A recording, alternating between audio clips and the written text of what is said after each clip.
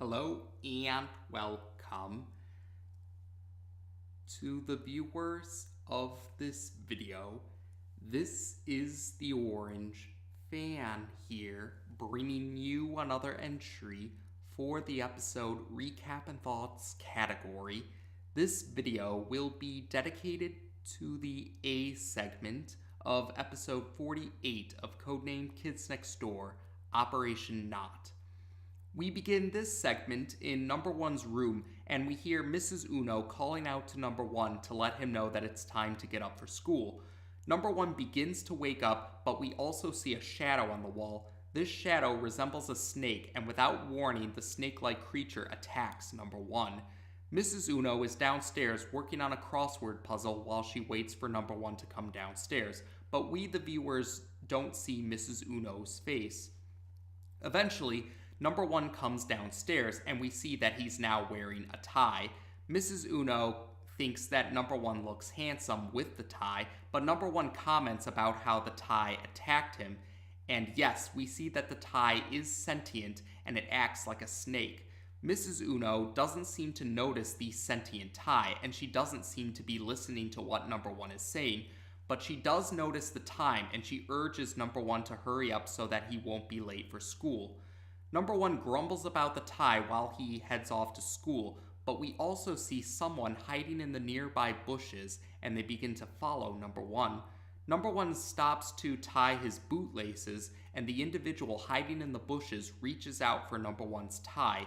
Number One grabs the individual's arm and pulls them out of the bushes, revealing the individual to be an adult male. Number One also reveals that his 2x4 technology his lunchbox, yes. Number One reveals that his lunchbox is hiding a 2x4 technology weapon, and he demands that the adult hold his hands up in the air.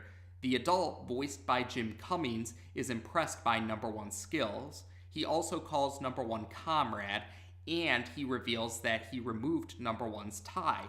Number One is surprised by this, and he questions how the adult did this. The adult reveals his name to be Vin Moosk, and he calls himself a tie hunter determined to prevent kids from wearing ties.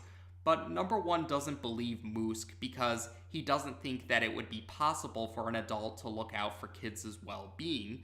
But Number One still is willing to hear Moosk out when Moosk comments about how he heard Gallagher Elementary School has a new dress code.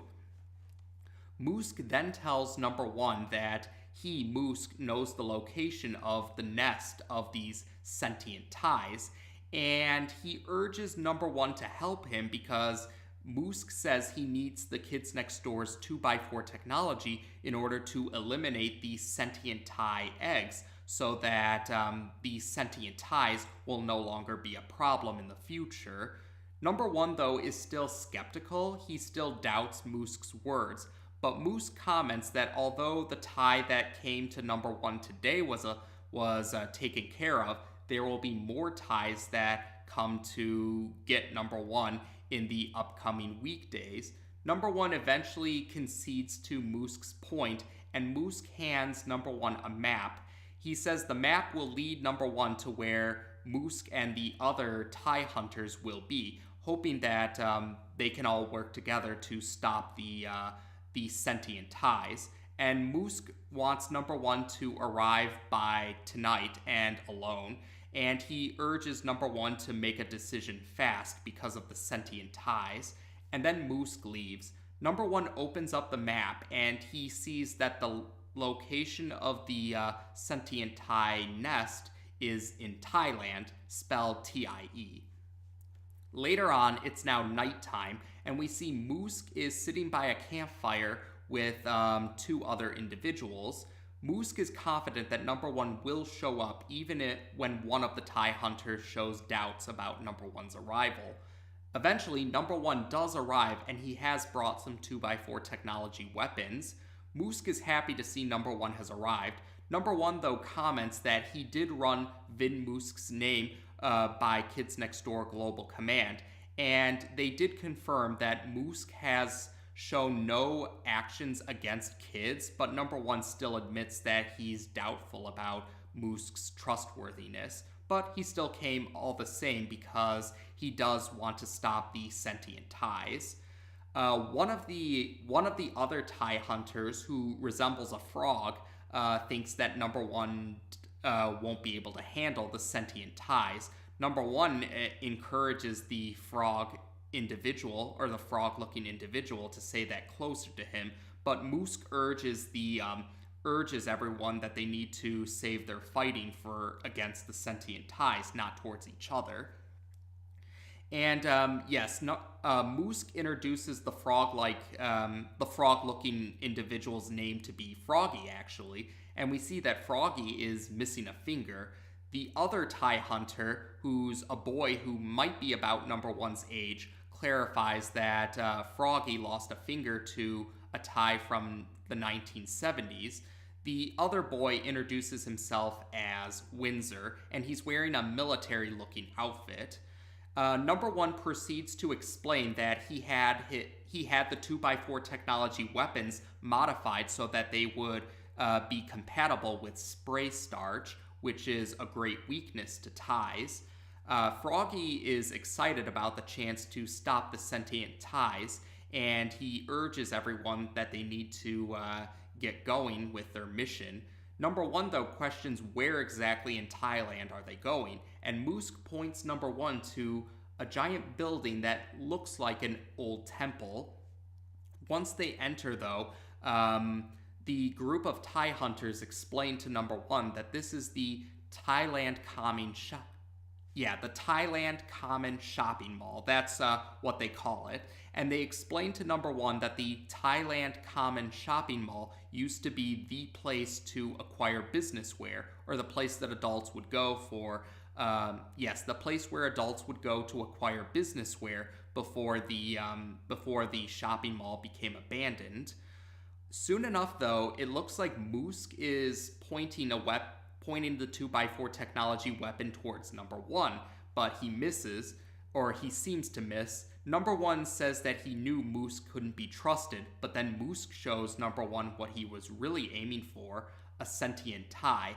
And Moosk comments that this tie was pure polyester, and number one would have become an executive if the tie got around his neck. Number one is horrified by this revelation, but he thanks Moosk for helping him, and Moosk tries to assure number one that the ties won't get around his neck as long as Moosk is around. Number one then admits that he doesn't understand why Moosk would hunt ties since he's an adult, and don't adults like ties? This inspires Moosk to tell number one about his backstory. Moosk used to be an accountant. If I'm not mistaken, I believe the building or the firm that he worked at was called Accounting & Son, if I'm not mistaken. But yes, Moosk was an accountant once, a very good accountant, in fact. But eventually, a day came where Moosk decided that accounting is boring, and he rejected the tie that he was wearing. The boss of Accounting & Son did not like that Moosk resisted the sentient ties and tried to send more sentient ties towards Moosk. But Moosk was powerful enough to resist the sentient ties, and he escaped from Accounting & Son, and he began his quest to hunt for ties. He eventually joined up with Windsor and Froggy later on, and then they're now here at this shopping mall, the Thailand Common Shopping Mall, in order to stop the sentient ties for good. But Moosk becomes a little louder while he's finishing his backstory explanation, and Froggy warns them not to alert her of their arrival. Number one questions who Froggy is referring to, but we soon see a giant sentient tie, and the sentient tie has a supernatural breath. The sentient tie uses the supernatural breath on Froggy, and after the dust settles, so to speak, Froggy is now an accountant, and he has a more refined manner of speaking now, too. Number one, Moosk and Windsor escape from the giant sentient tie, and Moosk and Windsor clarify for number one that was the queen tie, but Moosk says that means that they're close to the they're close to the eggs for the sentient ties. And yes, they do find the nest where all the sentient tie eggs are located. So Numbuh and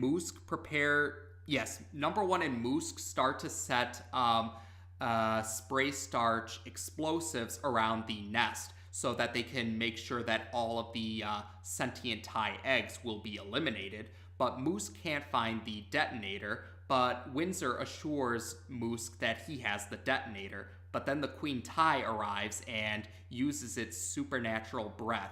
The queen tie uses her supernatural breath on Windsor. But Numbuh and Moosk are surprised to see that Windsor seems to be unaffected by the supernatural breath of the queen tie.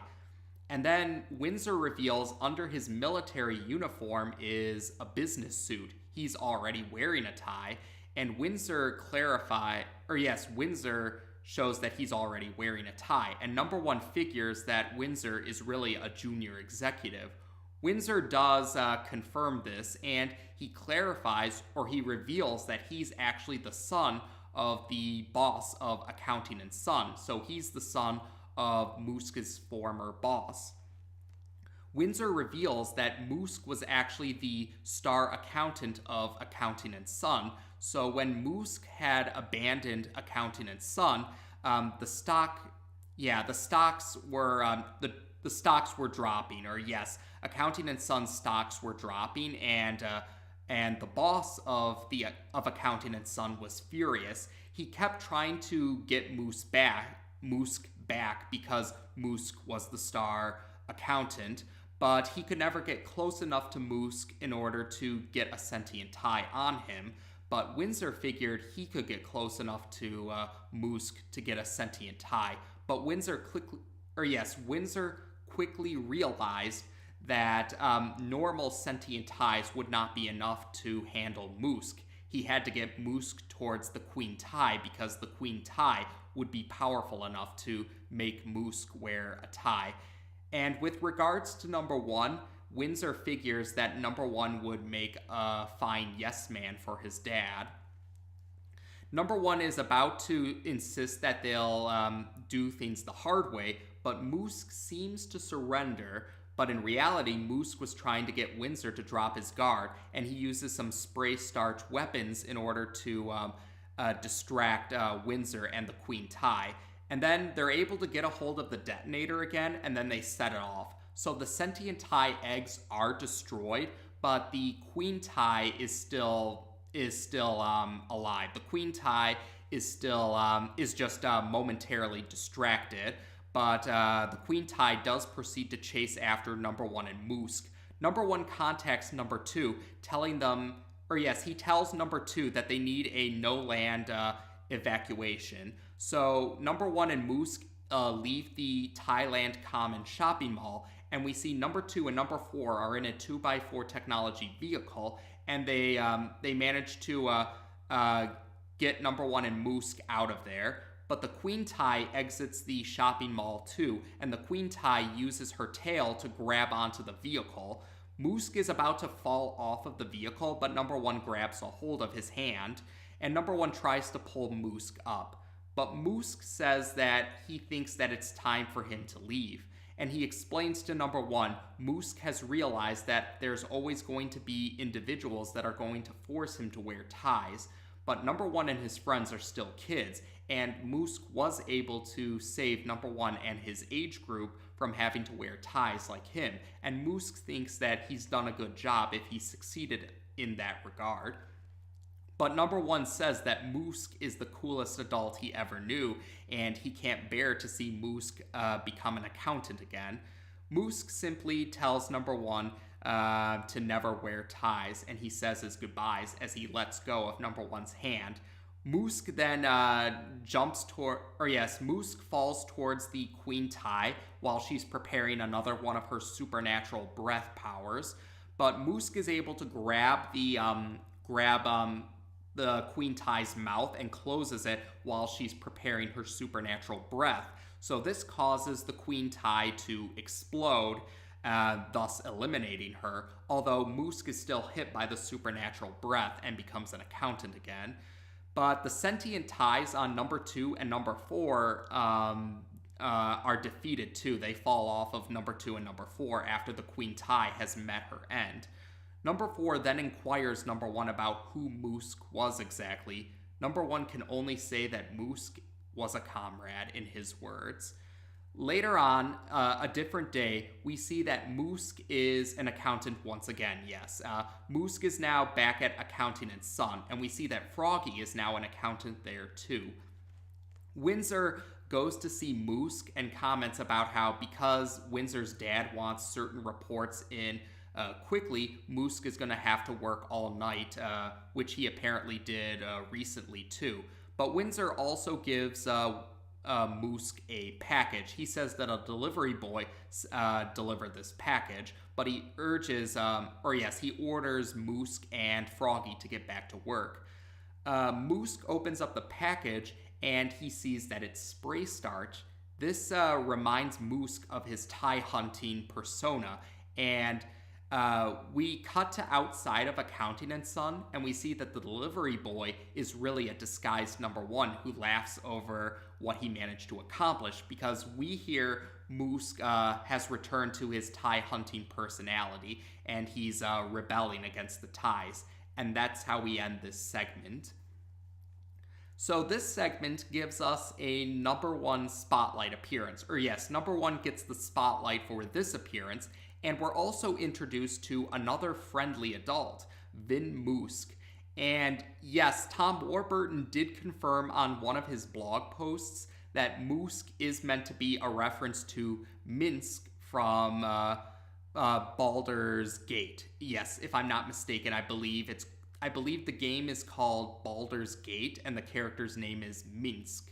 And yes, Moosk and Minsk are both voiced by Jim Cummings. Actually, yes, Jim Cummings uses his Minsk voice for Moosk.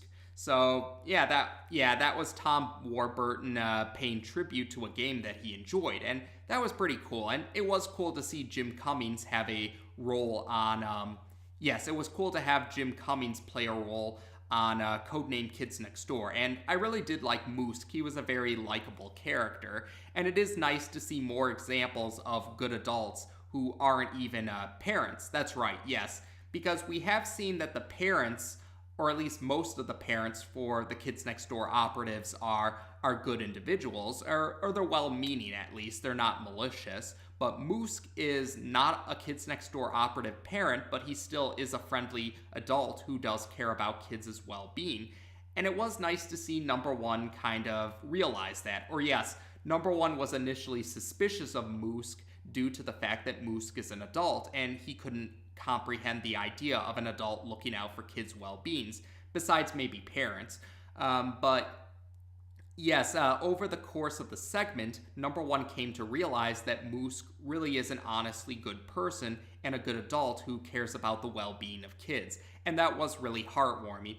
And it was heartwarming how number 1 was able to reawaken Moosk's tie hunting persona again by the end of the segment. So yes, Windsor didn't succeed in his mission to change Moosk back into an accountant, or it didn't last very long anyway. And speaking of Windsor, yes, we do have another kid villain, Windsor. Number 1 describes him as a junior executive. And yes, we do see that he is loyal to his dad, because Moosk, for all his eccentricities, really is a good accountant.